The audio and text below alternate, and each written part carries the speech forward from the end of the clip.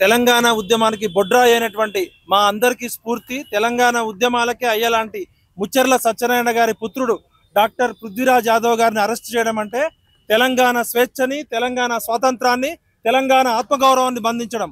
ఆ రోజు సమైక్యాంధ్ర పాలకులకు ఎదిరించి కొట్లాడడం. ఈ రోజు రేవంత్ రెడ్డి గారు చంద్రబాబు చెంచానా లేకపోతే అమిత్ షా బానిసనా తేల్చుకోవాలి. తెలంగాణ ఉద్యమం పృథ్వీరాజ్ అన్న ఇంట్లో పుట్టింది. ఉద్యమాల సూర్యుడు మా అందరికీ ఉద్యమాలను నేర్పించినోడు పృథ్వీరాజ్ అన్న జీవితం తన మొత్తం తెరిచిన పుస్తకం. మొత్తం కూడా విద్యార్థుల కోసం, నిరుద్యోగుల కోసం, తెలంగాణ హక్కుల కోసం, ఆత్మగౌరవం కోసం, స్వేచ్ఛ కోసం, స్వాతంత్రం కోసం.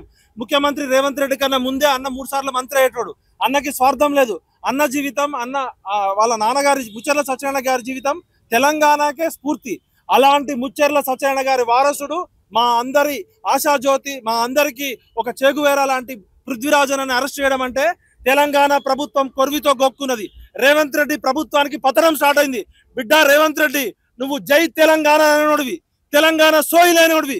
నువ్వు మా పృథ్వీని టచ్ చేసినావు. దీని పర్యవసనాలు ఎట్లుంటాయో చూస్తాం బిడ్డ.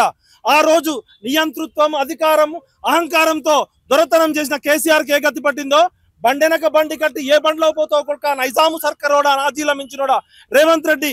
నీ మొత్తం 4 కోట్ల ప్రజలు ఇవాళ బాధపడుతున్నారు. తెలంగాణ ఆత్మఘోషిస్తుంది.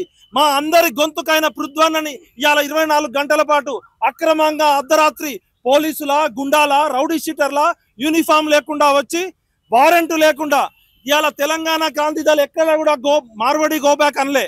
తెలంగాణ క్రాంతిదళ తరపున పృథ్వన్న కానీ మేము కానీ ఎక్కడ కూడా మార్వడి గోబ్యాక్ అనలేదు. బంధుకి మేము సపోర్ట్ చేయలేదు, బంధుకు పిలుపునేయలేదు. ఉస్మానియా విద్యార్థులు ఇచ్చిన బంధుకి మాకు ఎటువంటి ప్రత్యక్ష పరోక్ష సంబంధం లేకపోయినా కూడా అర్ధరాత్రి గుండాలాగా వచ్చి కుటుంబ సభ్యులను ఇబ్బంది పెట్టి 10 నిమిషాల్లో తీసుకొస్తామని చెప్పి రకరకాల పోలీస్ స్టేషన్లు తిప్పుతూ దాదాపు 24 గంటలైంది. రేవంత్ రెడ్డి గారు మా పృథ్వన్న చేసిన తప్పేంటి అంటే, మార్వాడి మాఫియా ఇచ్చిన సంచీలకు అమ్ముడు పోయిన పార్టీలు ఇవి. ఇవాళ ఒక జాతీయ పార్టీ ఏమంటుంది, బాధితుల పక్షాన పృథ్వన్న నిలబడితే బాధితులకి అండగా నిలబడ్డ పృథ్వన్నని అరెస్ట్ చేసింది. తెలంగాణ సమాజాన్ని తాగుబోతులన్న జిగ్నేష్ దోషిని ఇంతవరకు ఎటువంటి అరెస్ట్ చేయలేదు. దళితుల మీద దాడి చేసిన మార్వాడీలను అరెస్ట్ చేయలేదు. యాదవుల మీద దాడి చేసిన మార్వాడీలను అరెస్ట్ చేయలేదు.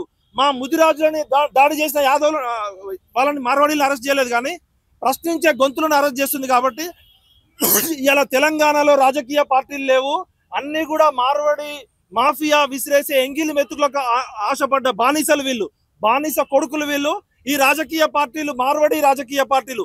తెలంగాణ ప్రజల ఓట్లు కావాలా, మార్వాడీల నోట్లు కావాలా అంటే అన్ని రాజకీయ పార్టీలు, ఇలా కాంగ్రెస్ కానీ, బీజేపీ కానీ, బీఆర్ఎస్ కానీ మాకు మార్వాడీల నోట్లు కావాలని స్పష్టంగా చెప్పింది. తెలంగాణ ప్రజలారా మేల్కోండి. ప్రాంతం వాడు దోషం చేస్తే ప్రాంతంలోనే పాత్ర పెడతాం, ప్రాంతేతరుడు దోషం చేస్తే ప్రాంతం నుంచి తరిమి కొడతాం.